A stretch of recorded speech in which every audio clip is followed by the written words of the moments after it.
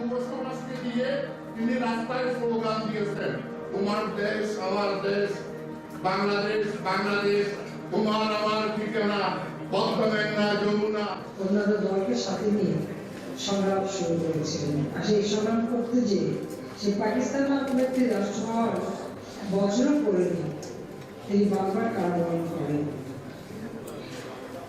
আজকে 22শে ফেব্রুয়ারি, আমরা 21শে ফেব্রুয়ারি যেহেতু অনেক অনুষ্ঠান থাকে এবং আন্তর্জাতিক মাতৃভাষা দিবস, বাংলাদেশের রক্ত দিয়ে যেহেতু আমরা মাতৃভাষা অর্জন করেছি,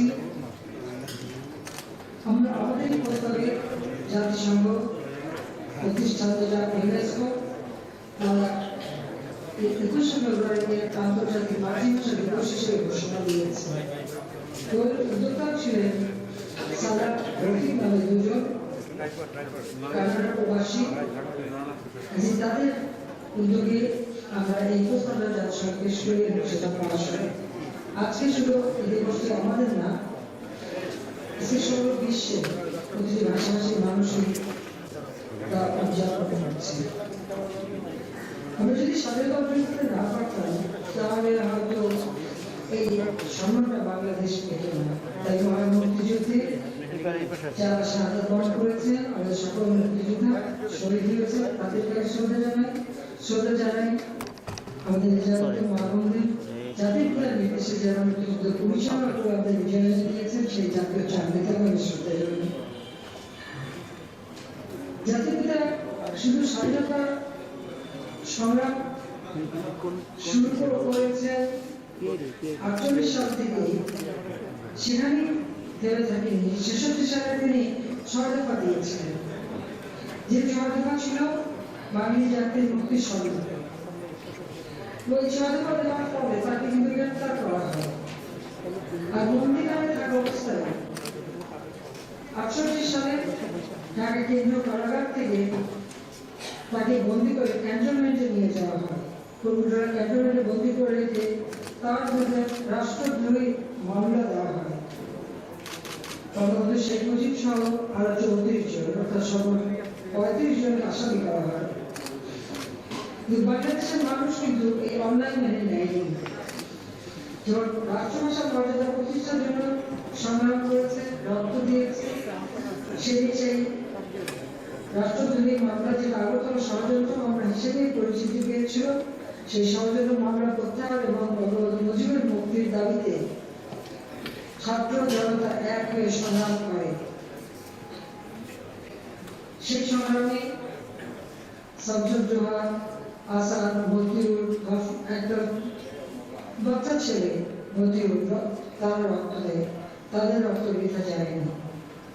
এই সংগ্রামের মধ্যে বাঙালি আর একটা বিজয় অর্জন করে যে আইয়ুব সরকার বাধ্য হয়েছিল আগরতলা ষড়যন্ত্র মামলা প্রত্যাহার করতে, আর সেই মামলাটা প্রত্যাহার করে সে 21শে ফেব্রুয়ারি এবং 22শে ফেব্রুয়ারি বঙ্গবন্ধু শেখ মুজিবকে মুক্তি দেয় এবং অন্যান্য একজন মাত্র শুধু সার্জেন্ট জহুরকে তারা বন্দি দশায় হত্যা করেছিল। এই হত্যাটা তাদের জন্য একটা পরীক্ষামূলক ছিল যে তারা বঙ্গবন্ধু শেখ মুজিবকে হত্যা করতে চেয়েছিল, তার আগে সার্জেন্ট জহুরকে হত্যা করে। এই হত্যা শেষ ছিল 15 ফেব্রুয়ারি। এই হত্যার সাথে সাথে কিন্তু সারা বাংলাদেশে আগুন জ্বলে ওঠে। কাজী আইয়ুবের তখন আর কোনো উপায় ছিল না, বাধ্য হয় মামলা প্রত্যাহার করতে এবং 22 তারিখেই বঙ্গবন্ধু শেখ মুজিব মুক্তি পেয়ে ফিরে আসেন। আজকে সেই 22শে ফেব্রুয়ারি। আমাদের প্রতিটি অর্জনের মধ্যে আমাদের সংগ্রাম এবং আত্মত্যাগ। আমরা জাতির পিতার নেতৃত্বে স্বাধীনতা অর্জন করেছি। এই যে স্বাধীন রাষ্ট্রকে তিনি গড়ে তুলতে চেয়েছিলেন এমন ভাবে যে রাষ্ট্রটি হবে ক্ষুধামুক্ত, দারিদ্র্যমুক্ত, উন্নত, সমৃদ্ধ সোনার বাংলা।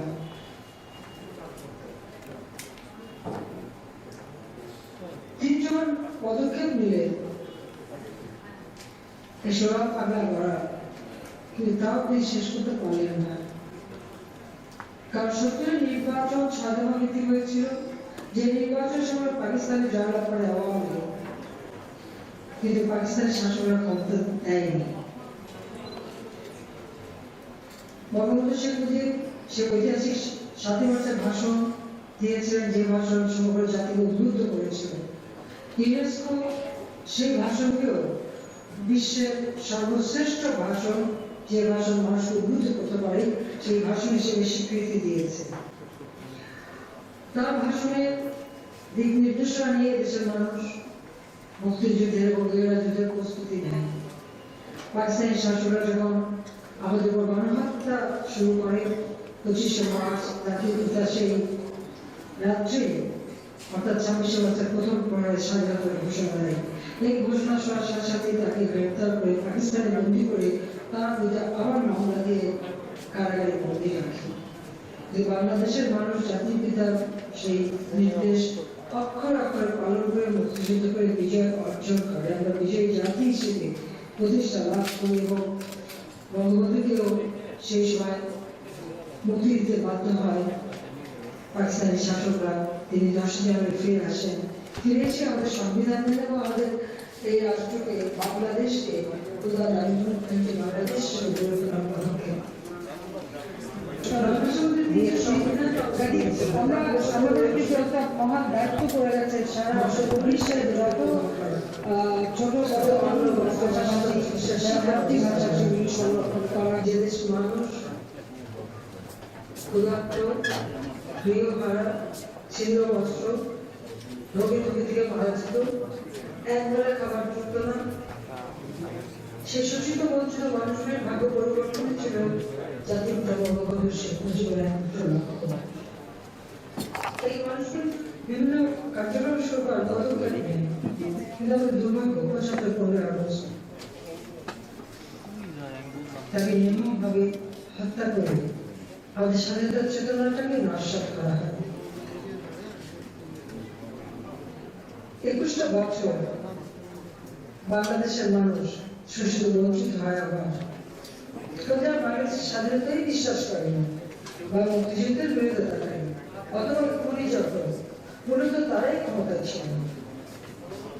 কাজে তারা দেশের মানুষের ভাগ্য পরিবর্তন না, নিজেরা ভাগ্য করতে ব্যস্ত। 20 বছর পর আমাদের সরকার আসে, সেটা হলো এই মুজিব বর্ষে এবং আমাদের স্বাধীনতার সুবর্ণ জয়ন্তী 2021, 2020 মুজিব বর্ষ, 2021 আমাদের স্বাধীনতার সুবর্ণ জয়ন্তী। আমরা 2021 ডিসেম্বর মাস পর্যন্ত মুজিব বর্ষ এবং স্বাধীনতার সুবর্ণ জয়ন্তী আমরা উদযাপন অব্যাহত রাখবো। আর এর মধ্যে আমরা সিদ্ধান্ত নিয়েছি যে বাংলাদেশে একটি মানুষ গৃহহীন থাকবে না, ভূমিহীন থাকবে না, তাদের আমরা একটা ঠিকানা জোগাড় করে দেব। 96 সাল থেকে শুরু করেছিলাম জাতির পিতা সে পদঙ্গ অনুসরণ করে গুচ্ছগ্রাম, সেটাও যেমন তৈরি করা, পাশাপাশি আমরা আশ্রয় প্রকল্প, গৃহায়ন তহবিল, বস্তিবাসীদের জন্য ঘরে ফেরা কর্মসূচি, বিভিন্ন কর্মসূচি নিয়ে প্রত্যেকটা মানুষের জন্য আমরা একটা ঘর দিতে পারি, একটা ঠিকানা দিতে পারি, তাদের জীবনযাত্রার ব্যবস্থা করতে পারি, সেই পদক্ষেপ আমরা নিয়েছিলাম এবং সেখানে আমরা সফলতা অর্জন করেছি যথেষ্ট। এ পর্যন্ত বিভিন্নভাবে বিভিন্ন মন্ত্রণালয়ের মাধ্যমে আমরা গৃহহীন মানুষকে ঘর দিচ্ছি। কিন্তু সে 96 সাল থেকে এই পর্যন্ত আমরা 9,98,346 জন মানুষকে, যারা ভূমিহীন গৃহহীন, তাদেরকে আমরা ভূমি দিয়েছি, ঘর দিয়েছি। কোথাও ব্যারাক হাউস করে দিয়েছি, কোথাও আলাদা ঘর করে দিয়েছি। যারা আমাদের ক্ষুদ্র নৃগোষ্ঠী তাদের জন্য, যেমন পার্বত্য চট্টগ্রাম অথবা বরগুনা, তালতলিতে আমরা তার জন্য ঘর করে দিয়েছি। এছাড়া বিভিন্ন অন্যান্য অঞ্চলও যেখানে যেখানে নৃগোষ্ঠী আছে তাদের জন্য আমরা ঘর করে দিচ্ছি। এমনকি যারা বেদে, যারা নৌকায় বাস করতো, তাদেরকেও আমরা জমি দিয়ে পুনর্বাসন করে দিচ্ছি। আমাদের যারা হিজড়া সম্প্রদায়, তাদেরকে পুনর্বাসনের ব্যবস্থা করেছি। এমনকি আপনারা জানেন যে এখানে কুষ্ঠরোগীরা, তাদেরকে সবাই দুধ ছাই করতো, তাদের জন্য ঘর করে দিয়েছি, তাদের পুনর্বাসনের ব্যবস্থা করেছি। অর্থাৎ সমাজের সর্বস্তরের মানুষকেই পুনর্বাসনের ব্যবস্থা নিয়েছি। তারপরেও প্রতিনিয়ত নদী ভাঙন হয় এবং জলবায়ু পরিবর্তনের আঘাত আমাদের দেশে আসে, সেখান থেকে আমাদের মানুষকে রক্ষা করতে হয়। সেগুলি বিবেচনা করে এখনো যারা গৃহহারা হচ্ছে বা ভূমিহীন হচ্ছে, তাদেরকে আমরা ঘর করে দেওয়ার পদক্ষেপ নিয়েছি। অর্থাৎ মুজিব বর্ষ এবং স্বাধীনতা সুবর্ণ জয়ন্তী। একটি মানুষও ঠিকানাবিহীন থাকবে না, একটি মানুষও গৃহহারা থাকবে না, এটাই আমাদের লক্ষ্য। সেই লক্ষ্য আমরা বাস্তবায়ন করে যাচ্ছি এবং ইনশাল্লাহ আমরা সম্পন্ন করতে পারবো, সেই হিসাব আমরা নিয়েছি। যখন এই ভূমিহীন গৃহহীনদের যখন আমরা ঘর দেবো, পাশাপাশি 96 সালে যেমন বলেছিলাম যে একটি মানুষ কুড়ে ঘরে থাকবে না, নিজের পাকা কেনা টিনের ঘর দেবো, সেটা আমরা দিতে পেরেছিলাম।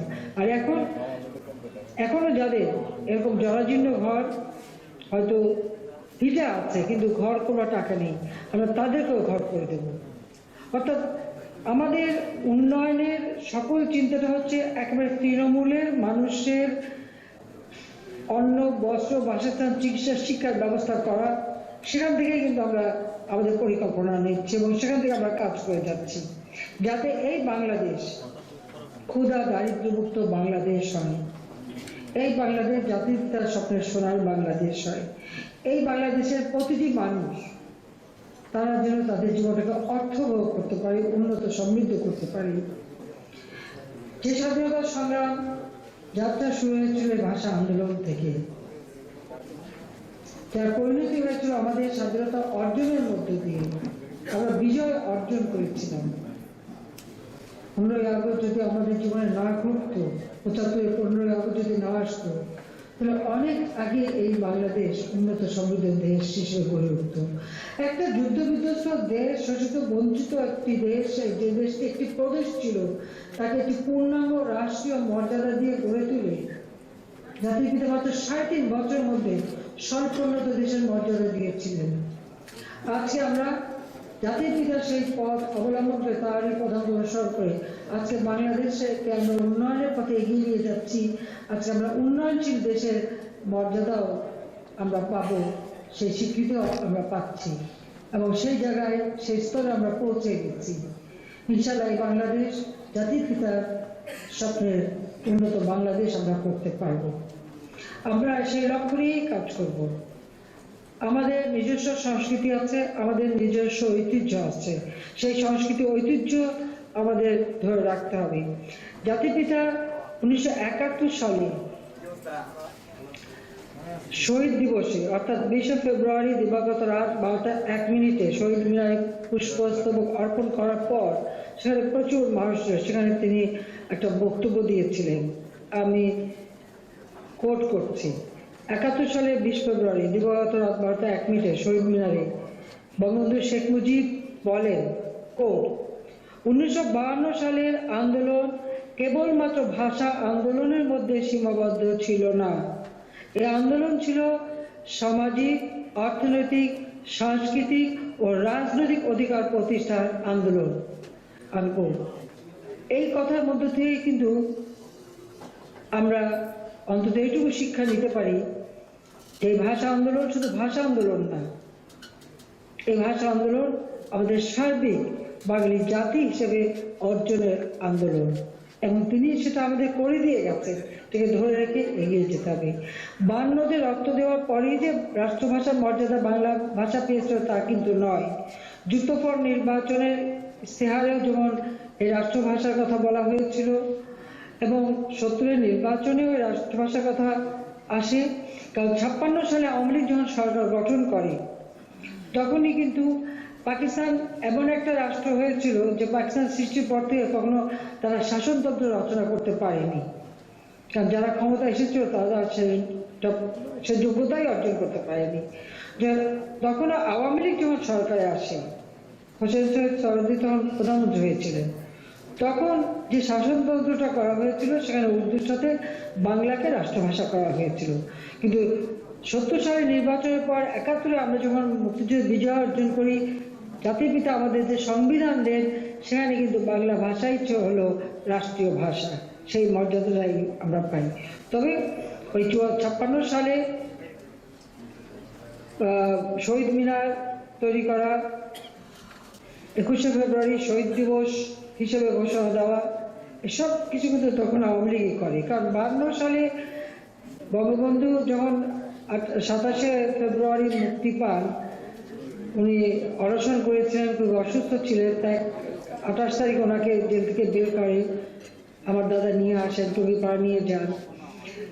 একটু সুস্থ হওয়ার পর ফিরে এসে আবার ভাষা সংগ্রাম পরিষদ করে তিনি আবার আন্দোলন শুরু করেন এবং তখন আবার বক্তৃতায় ওই বাংলাকে রাষ্ট্রভাষার মর্যাদা দিতে হবে এই দাবি কিন্তু তৈরি করে গিয়েছেন।